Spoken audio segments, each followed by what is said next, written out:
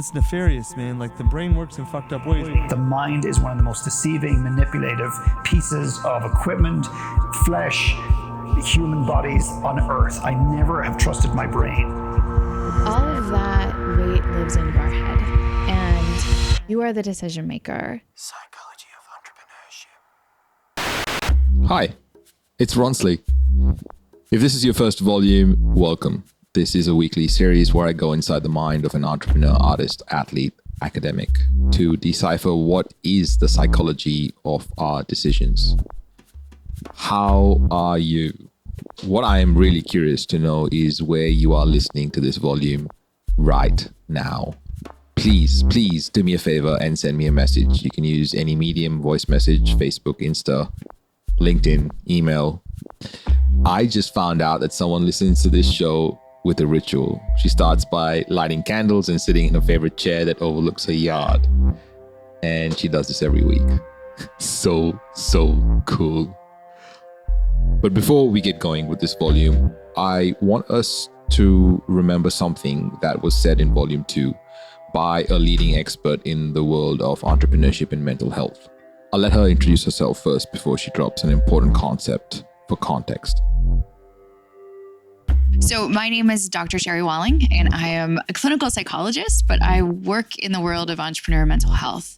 Even among fantastically successful entrepreneurs, there's, FOMO is what the kids call it, but it's deeply triggering for us to feel like we're not enough. We're not in the right rooms. We're not doing enough. We're not worthy of being invited to this event or that event. Or this other person who seems, not that much smarter than us is doing so much better on their social media reel. And I think loneliness is just amplified by comparison, which is sort of what social media does in our brains.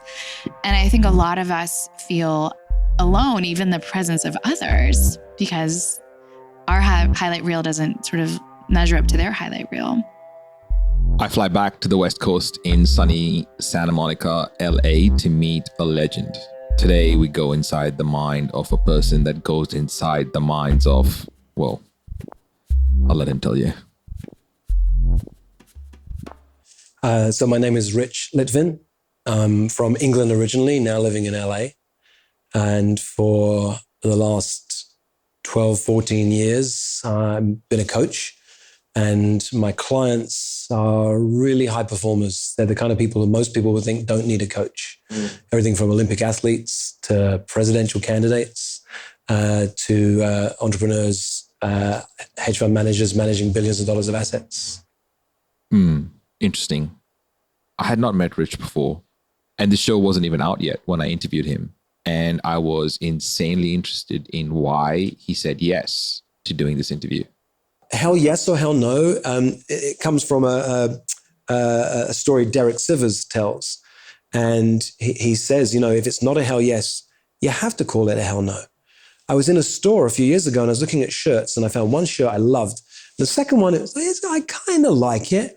Maybe the lighting's not right. I know, I'll take it home and show Monique, see if she likes it. And I realized, it's not a hell yes. I just put it back on the shelf. That distinction makes my life much simpler. This is how the world is. It sucks. I'll give you an example.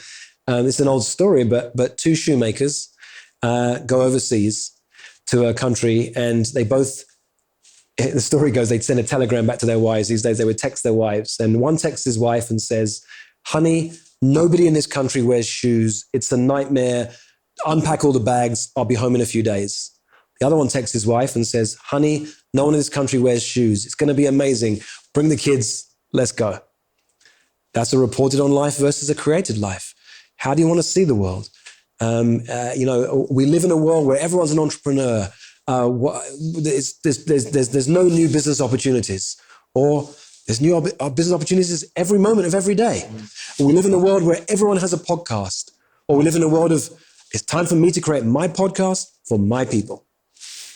Reported on life versus a created life. A reported life versus a created life. I'd never thought of life from these two perspectives. And while I was contemplating that, Rich started to talk about how it all started for him. I didn't know what I wanted to do. I knew, like people, I specialized in behavioral physiology, which is how the structure of the brain affects behavior. So I've always been interested in behavior, and I've always been interested in people. And so I started, the first job I ever had was as a personnel officer, human resources officer. I did it for 1 year, but it was very bureaucratic, the British Health Service. And I went to a careers fair to enroll people to work at the hospital where I was working. I was so bored, I snuck away and I sat in the back of a talk about teaching. I thought, this is it. And I resigned the next morning. And I then started a career in teaching. I did that for 12 years, trained for a couple of years at Oxford University, went off to Africa, taught in Botswana in Southern Africa for 2 years, came back to England, taught in inner city London, went off to Southeast Asia, helped set up an international school in Southeast Asia, then came back to the UK. And by now I'm a senior teacher, I'm a deputy head teacher on a fast track to be a head teacher. And one day in a new school I just arrived at, another boss arrived. The old boss was pushed out and this one wanted her own team. So within 2 weeks of her arriving, I was given the boot, told the last people in when the first one's out. Couple days, angry people have called our newsroom and emailed our newsroom asking us to investigate the firing of a popular teacher. His crime, they say, asking his students to read. That got our attention, so we asked News Channel 5's Alyssa Hyman to investigate. She joins us now with what she found out. Alyssa. Jay, I found out this story is not as simple as that. The teacher told us that he's out because he was asking his students to read and not always teaching to prepare the students for Florida's standardized tests. You are still my favorite teacher. We miss you. 7th grade English teacher Elliot Herman never got to say goodbye to his students. Okay, that sounds stressful. And usually, next to our greatest stress lies our biggest gifts, right? Rich? Going up what's called the career ladder in my field of education, being young, from Dean of Studies to Vice Principal, going up that career ladder. Stephen Covey's got a phrase though. He says, if you get to the top of the ladder, you can sometimes discover it's resting against the wrong wall. Yeah, there's a nice line from Rita Rudner, who's a comedian. She says, the problem with the rat race is even if you win it, you're still a rat. And so for many of us, we start this career as a youngster and we get to this certain stage and there's something that's missing. I see this a lot in my clients. They have a lot of money and recognition. Some of them say, look, I've got everything I ever wanted, but I still feel empty. Now, that's a quality problem, I get. But for those people, there's something missing and they're looking for something. Well, what is the thing that I want to actually, and often it's a legacy or a contribution to the world that they're not making right now. I spoke to somebody recently who said, I sold my first business for $40 million. I was about to start making my second when I realized I only started the first one so I could be happy. And I'm still not happy. Now, he caught it, but most people don't. And so we're on this path of getting success and acknowledgement and recognition and money, and it doesn't make us happy.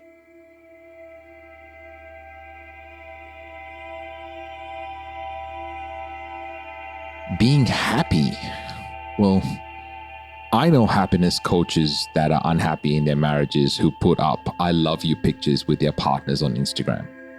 Health practitioners that gossip about other people's chakras with inspirational quotes on their walls.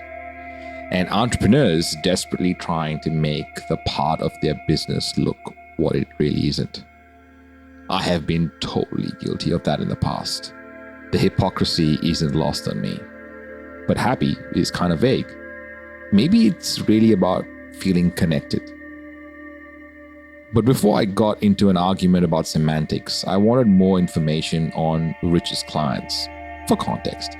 The kind of high performers I work with have a mindset. They are people who are driven, have been driven since childhood to accomplish all sorts of things. Driven, you say? Remember Dr. Douglas Brackman in Volume 6, who has, by the way, written the very successful book, Driven, Understanding and Harnessing the Genetic Gifts Shared by Entrepreneurs, Navy SEALs, Pro Athletes, and maybe you. And so, what is intuition is this other system. And, it is this other way of actually working our way through the world. And, some of the speakers, some of the entrepreneurial driven guys that are speakers from stage or selling from stage guys are just magicians at how they can read the audience, and, or sales guys, how you can read, the banker, are they going to say yes or no? And then adapting your behavior and weaving it through that, and not really clear how you did that, but you just knew it. That's this deeper thing. So that is part of being driven. There are people who've got a track record of success behind them, and yet they dismiss that. They don't see it as significant because it's just the water they swim in. And so often I'm reminding these extraordinary people just how extraordinary they are. They take it for granted. They've achieved all sorts of extraordinary things. And there are a lot of traps in success that people don't see. So the book that I'm writing right now isn't a book about how to be successful. There's enough books out there on that. It's a book about the price you pay to be successful.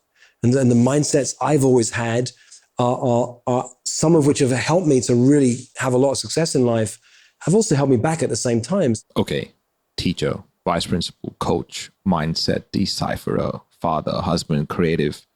Rich, how do you introduce yourself? Mindset coach? I try not to, because this day and age, everyone and their mother is a coach. So if somebody said, what do you do? I would say, well, right now I'm immersed in writing my second book. And it's called When You're the Most Interesting Person in the Room, You're in the Wrong Room. Well, let me ask my guest, do you ever show up at the wrong office? Not recently. Haven't showed up at the wrong office going to work today? Or anything like that? Occasionally. Yeah. Here we go, guys. Senator Dan Coates, member of the United States Senate. I'm Let me so just glad let it you're play talking out. about this. Yeah, Kate, you ever go to the wrong committee? It's got a note saying I'm at the wrong hearing. Oh, okay. I've got the right room number, but the wrong hearing. I saw some familiar faces, and I thought this is where I should be.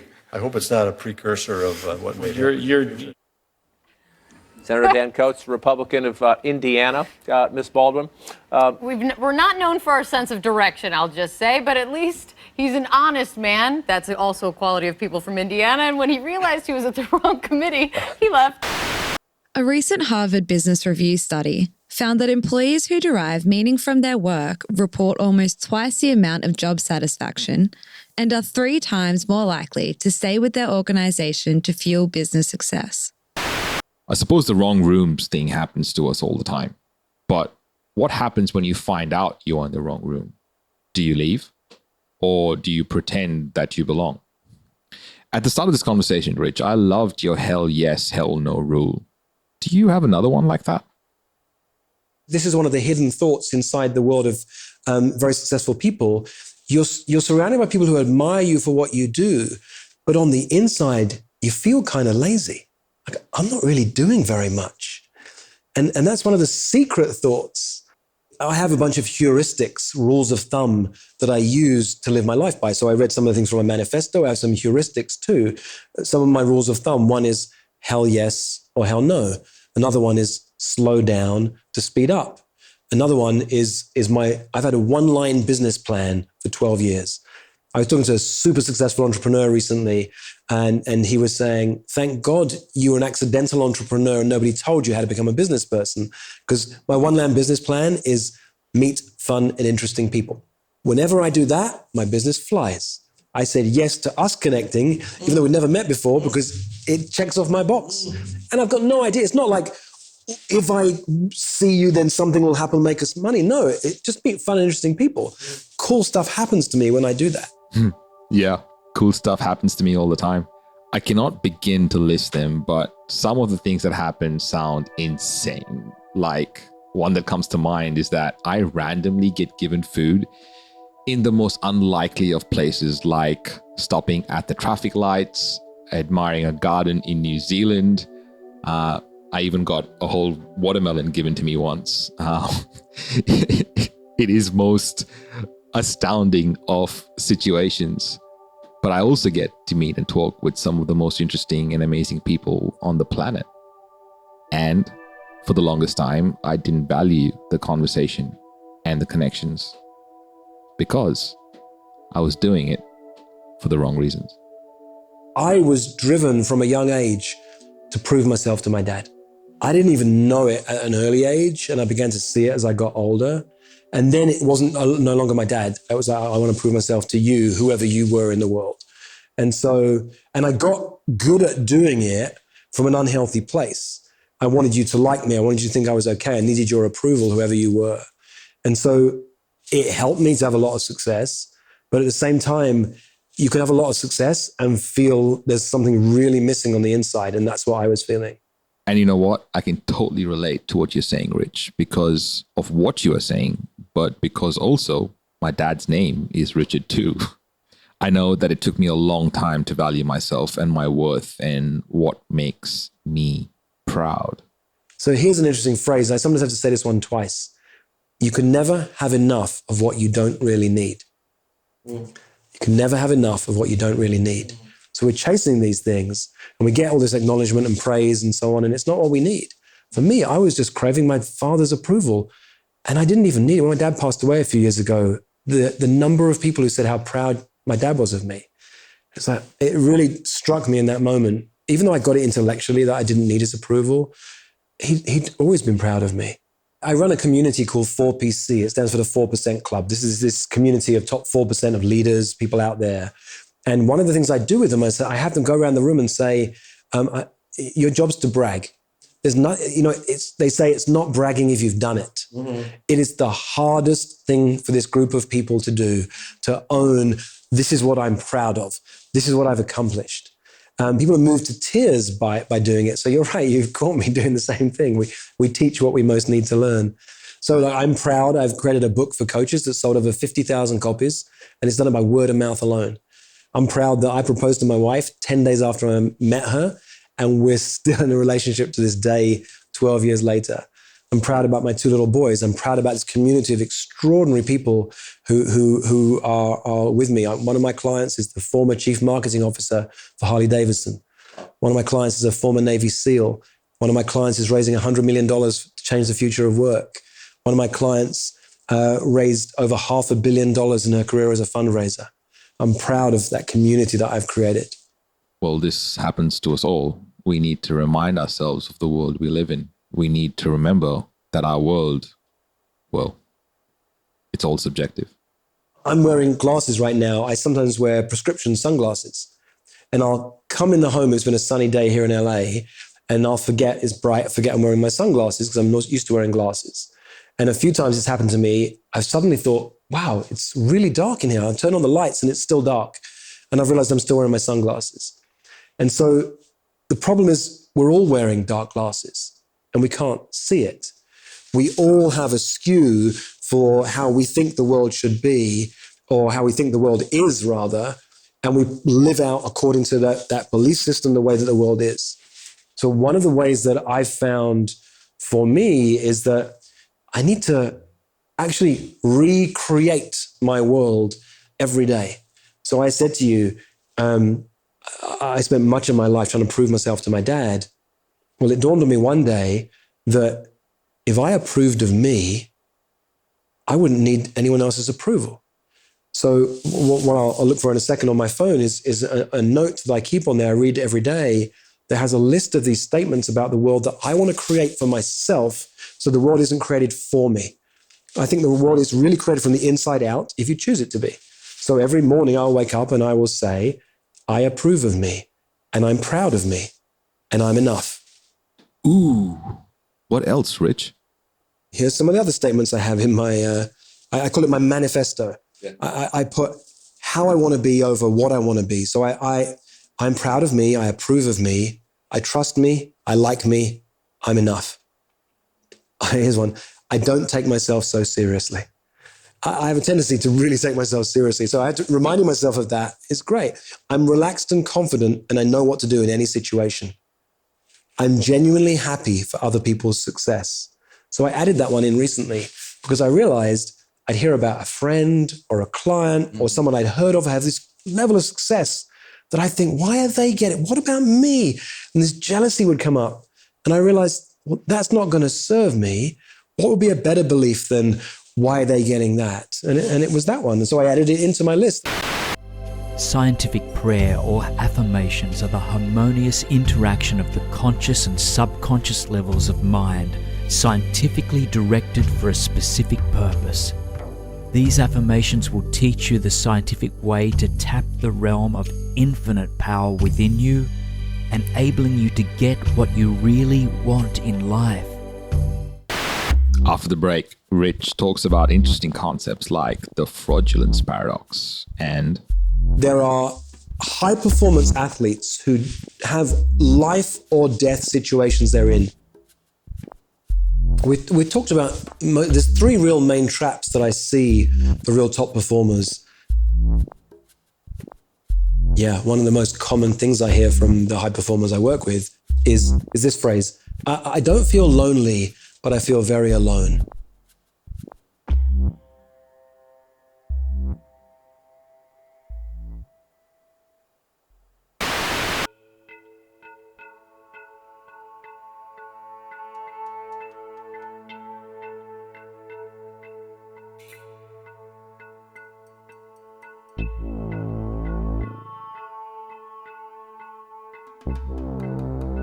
Psychology of Entrepreneurship.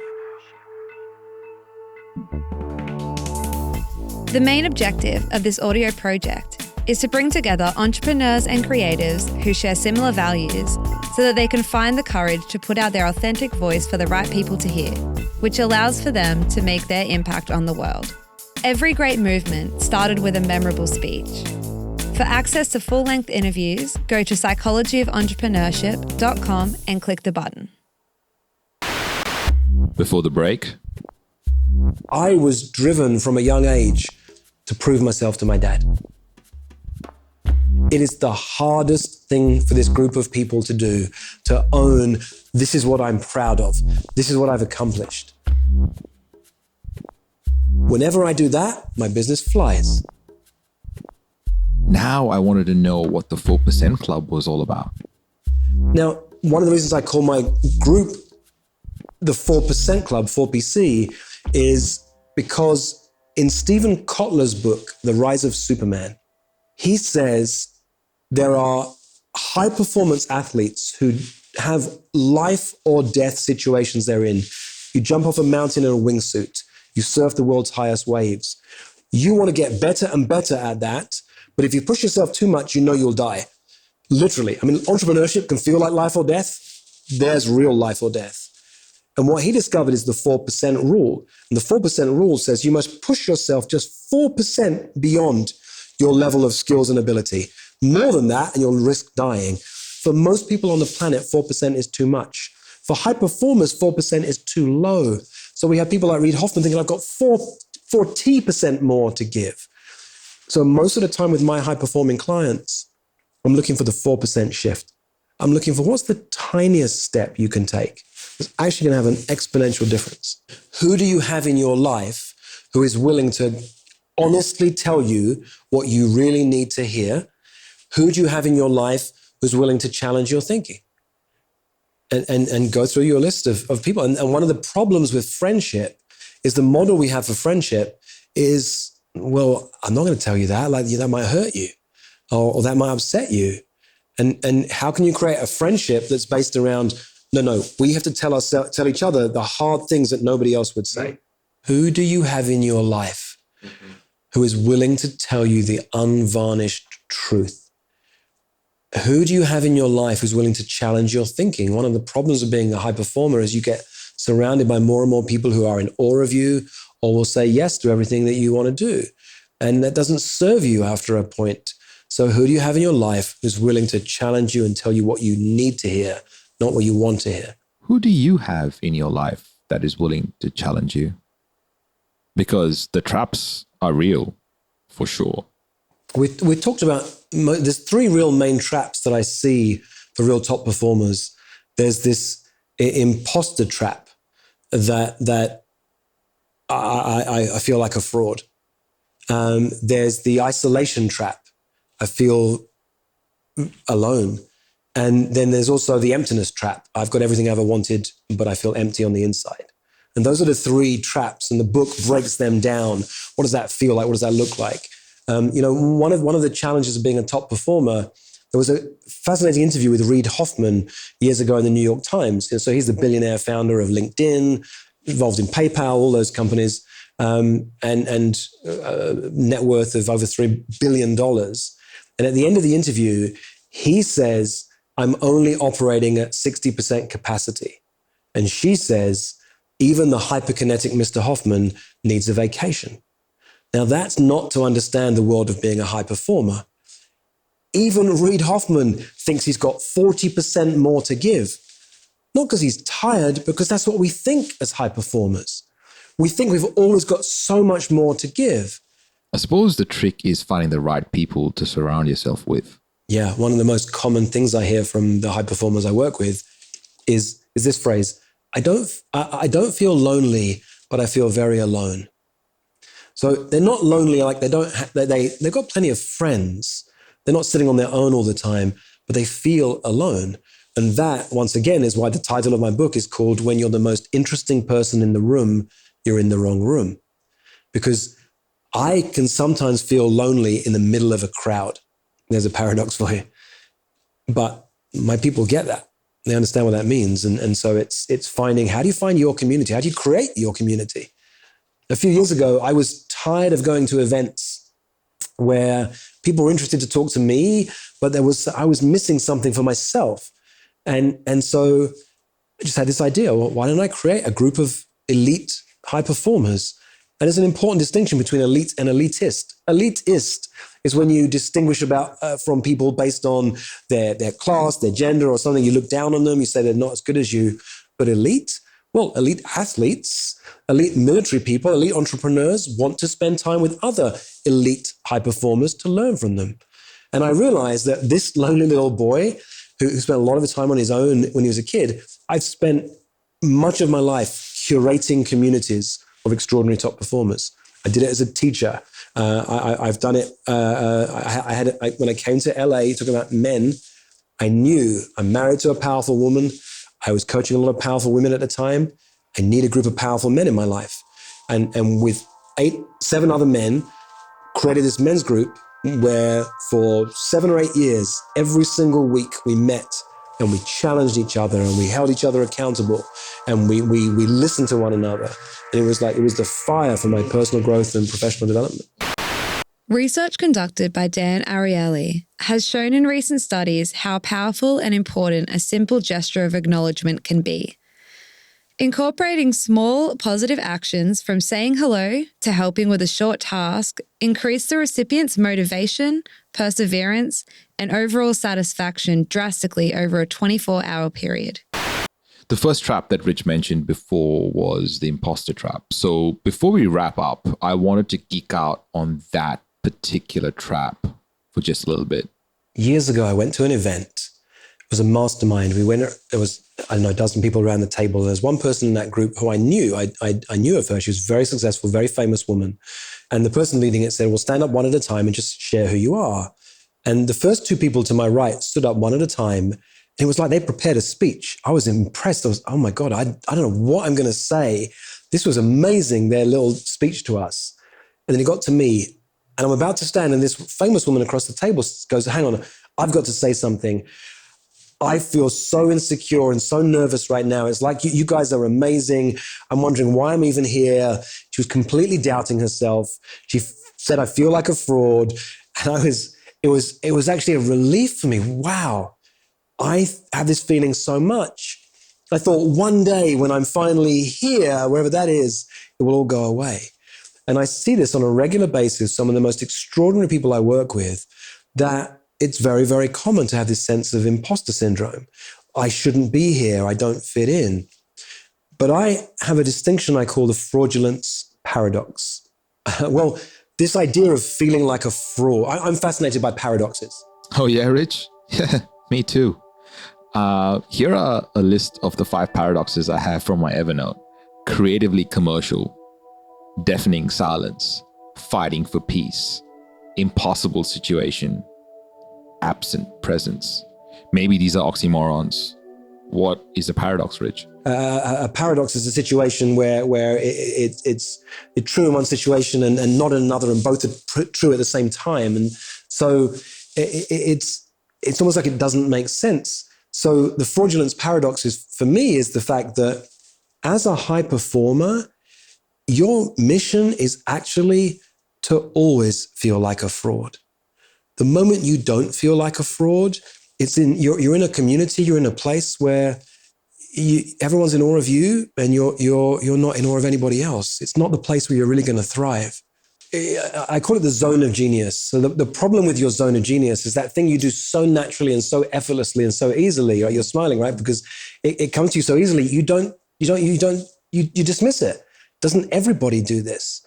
I was just coaching a woman just before you arrived who's responsible for over $140 million of sales. And it's nothing to her. It's just what she does. So she doesn't see it as anything significant. I had to literally show her, no, this is really significant. When people hear this, they're going to be really impressed and interested to know more about you. But we don't see that because it's what we do. So it's one of the challenges of this idea of zone of genius. Have you ever had that I'm in over my head and they're going to find out feeling? Maybe it was when you got a promotion, or you started a business, or you landed in a new role. Like the highly qualified administrator who couldn't believe they gave her the job. Once she got there, she found out the hiring committee had come directly from a wine function. And she said, aha, they were drunk. Or maybe you've said, if I can do it, how hard can it be? I actually heard a guy say, if I can get a PhD in astrophysics from Caltech, anybody can. Okay, the zone of genius is what we are all hoping to get, I suppose. It sounds heavenly, but before we wrap up, I would love an example of the phrase you mentioned so many times on this show, Rich. When you're the most interesting person in the room, you're in the wrong room.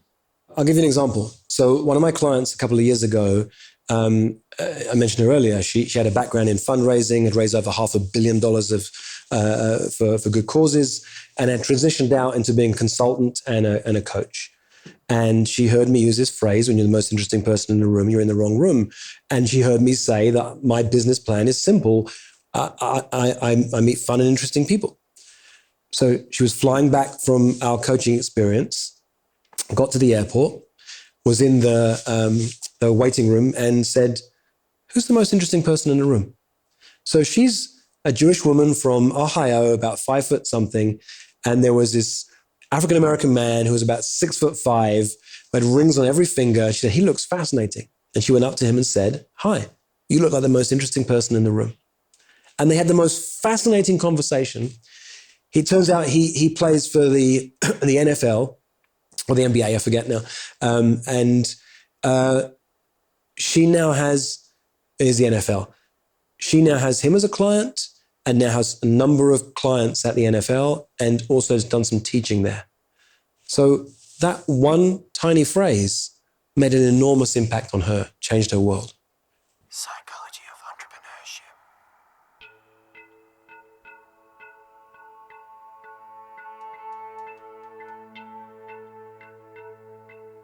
Coming up on the Psychology of Entrepreneurship.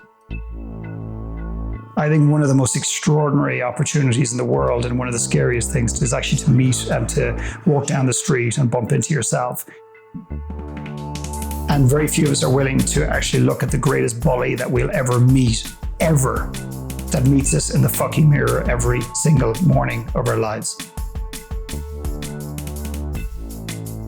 And yet entrepreneurship is one of the most painful, challenging things on earth. And if you become an entrepreneur and you don't make it in your first time around, your second time around, then what happens is you tend to internalize the failure and think, actually, it's me. I'm just not an entrepreneur. Every single person on this earth is an entrepreneur if they want to be. Psychology of Entrepreneurship. I interviewed Rich because he is the author of The Prosperous Coach. He is a lifelong student of human behavior and a coach to some of the most interesting people on the planet, including Olympic athletes, presidential candidates, Hollywood film directors, special forces operatives, and serial entrepreneurs. He is a father, husband, and coach.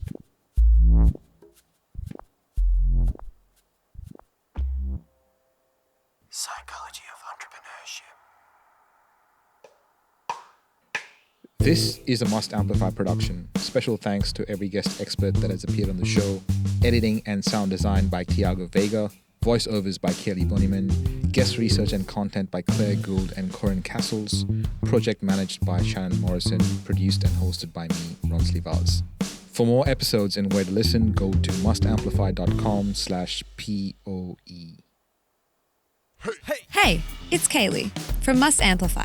I'm the sound engineer for this volume of Psychology of Entrepreneurship. I'm part of the team that made this production come alive. I work as a part of a global team with our studios based in West End, Brisbane, Australia. If you would like a podcasting checklist, email me at kaylee@amplifyagency.media. That's KAILI@amplifyagency.media. We specialize in finding your voice and making sure it's heard by the right people. If you are considering whether a podcast is a good idea for your business, check out our other show on shouldistartapodcast.com. Are you still listening? Here's a little gift to you for sticking around. All right. Ladies and gentlemen, this is volume 20. Kelly. All right. I'm not sure who's going to do this, but oops. Stop making noise.